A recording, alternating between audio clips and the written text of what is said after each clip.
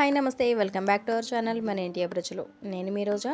ఈరోజు మనం మన ఇంట్లో ఉండి ఈ రెండు పదార్థాలతోటే చాలా క్విక్గా ఈజీగా టేస్టీగా చేసుకొని అటుకులతో అచ్చులు. ఇది 15 నుంచి 20 రోజుల దాకా ఖచ్చితంగా నిలువ ఉంటాయి.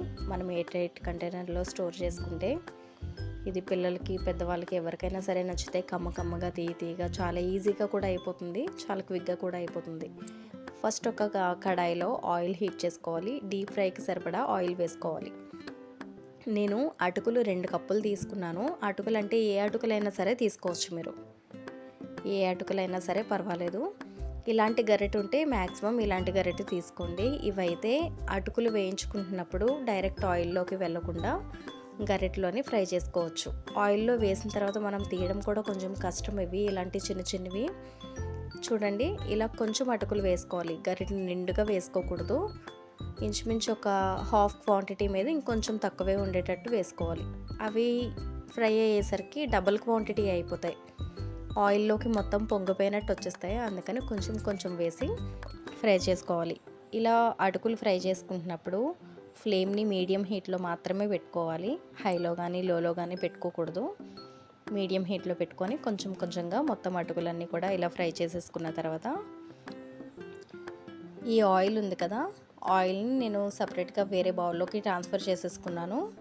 ట్రాన్స్ఫర్ చేసుకొని సేమ్ ఇదే కడాయిలో నేను బెల్లం పాకం కూడా పట్టేసుకుంటున్నాను. 2 కప్పుల అటుకులకి 1.5 కప్పు బెల్లం పడుతుంది. నేను ఇక్కడ బెల్లం పెద్ద ముక్కలు తీసుకున్నాను కాబట్టి 1.5 కప్పు కంటే ఎక్కువ ఉన్నట్టు కనబడుతుంది. మీరు కొంచెం చిన్నగా కానీ పౌడర్ కానీ తీసుకుంటే 1.5 కప్పు కరెక్ట్గా సరిపోతుంది.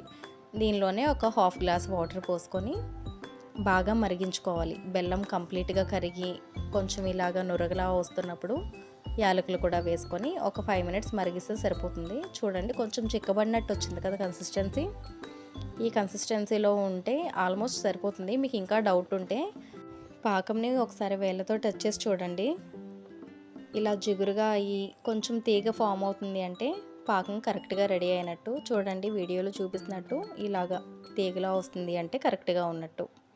బెల్లం పాకం ఈ స్టేజ్లో ఉండగానే అటుకులన్నీ వేసి బాగా మిక్స్ చేసుకోవాలి, ఈవెన్గా మిక్స్ అయ్యేటట్టు. ఇప్పటి వరకు ఫ్లేమ్ మీడియంలో ఉంది కదా, ఇప్పుడు సిమ్లోకి పెట్టుకోవాలి. ఇంకా సిమ్లోకి పెట్టుకొని కంటిన్యూగా కలర్ చేంజ్ అయ్యి కొంచెం దగ్గర పడే వరకు కలుపుతూనే ఉండాలి. అంటే ఒక 5 మినిట్స్ ఖచ్చితంగా పడుతుంది. కలర్ చేంజ్ అయ్యి ఇలా దగ్గర పడిన తర్వాత స్టవ్ ఆఫ్ చేసేసుకోవాలి. ఇంకా స్టవ్ ఆఫ్ చేసుకున్న తర్వాత ఒక స్టీల్ ప్లేట్ తీసుకొని దానికి ఆయిల్ గ్రీస్ చేసుకోవాలి. ఆయిల్ గ్రీస్ చేసుకున్న దానిలోనే ఈ అటుకుల మిశ్రమాన్ని ట్రాన్స్ఫర్ చేసుకోవాలి. తర్వాత ఒక స్టీల్ గరిటె కానీ ఏమైనా తీసుకొని మొత్తం ఈ అటుకుల మిశ్రమం మొత్తం ఈవెన్గా స్ప్రెడ్ చేసుకోవాలి. ఈవెన్గా స్ప్రెడ్ చేసుకుంటున్నప్పుడే కొంచెం ప్రెస్ చేస్తూ స్ప్రెడ్ చేసుకోవాలి. ఇలా వేడి మీద ఉండగానే కాస్త నువ్వులు చల్లుకుంటే బాగుంటుంది. నువ్వులు అనేది ఆప్షనల్, మీ ఇష్టాన్ని బట్టి చల్లుకోవచ్చు. ఈ వేడికి నువ్వులు కూడా ఆల్మోస్ట్ రోస్ట్ అయిపోతాయి. మనమేం వీటిని సపరేట్గా ఫ్రై చేయక్కర్లేదు. ఇలా వేడి మీద ఇది వేసి ఒక క్లాత్ కప్పేసేసి చల్లారే వరకు ఉంచుకోవాలి. ఇది బాగా చల్లారిన తర్వాత దీన్ని డీమౌల్డ్ చేసేయచ్చు కట్ చేసే ముందు. చూడండి, స్టీల్ ప్లేట్ తీసుకున్నాను కాబట్టి డీమౌల్డ్ చేయడం కూడా ఈజీనే. అడుగును కొంచెం ప్రెస్ చేస్తూ కాస్త గట్టిగా ప్రెస్ చేస్తూ ఉంటే డీమౌల్డ్ అయిపోతుంది. ఆయిల్ కూడా రాసాం కాబట్టి అసలు పెద్ద ఎఫర్ట్ పెట్టక్కర్లేదు, చాలా ఈజీగా వచ్చేస్తుంది. ఇలా అడుగును ప్రెస్ చేస్తూ ఉంటే చూడండి ఎంత పర్ఫెక్ట్గా వచ్చిందో. కొంచెం కూడా అంటుకోలేదు, అస్సలు అంటుకోకుండా వచ్చింది. మీరు కావాలి అంటే ఇలా అచ్చులానే కాకుండా ఉండల్లా కూడా చేసుకోవచ్చు. కానీ వేడి మీద ఉండల్లా చేసుకోవడం కొంచెం కష్టం. నెక్స్ట్ ఏంటంటే పిల్లలకి తినడానికి కూడా అచ్చులు అయితే కొంచెం బాగుంటాయి. ఇలా కంప్లీట్గా డీమౌల్డ్ చేసిన తర్వాత దీన్ని చాక్తో కొంచెం మీరు బలాన్ని ఉపయోగించాలి. ఇక్కడ తప్పదు, కాస్త గట్టిగా నొక్కుతూ చాక్తో కట్ చేసుకోవాలి. చూడండి ఎంత పర్ఫెక్ట్గా వచ్చిందో. ఇలా అచ్చుల్లా చేసుకుంటే పిల్లలకి తినడానికి కాస్త ఈజీగా ఉంటుంది ఉండల్లా కంటే. నేను మా పిల్లల కోసం చేశాను కాబట్టి వాళ్ళకు కొంచెం ఈజీగా ఉండేటట్టు అచ్చుల్లా చేసుకున్నాను. మీరు మీకు నచ్చినట్టు అచ్చుల్లా కానీ ఉండల్లా కానీ ఎలానా చేసుకోవచ్చు. దీంట్లో మనం వేసిన నువ్వులు అనేది ఆప్షనల్. అటుకులు బెల్లం ఉంటే సరిపోతుంది.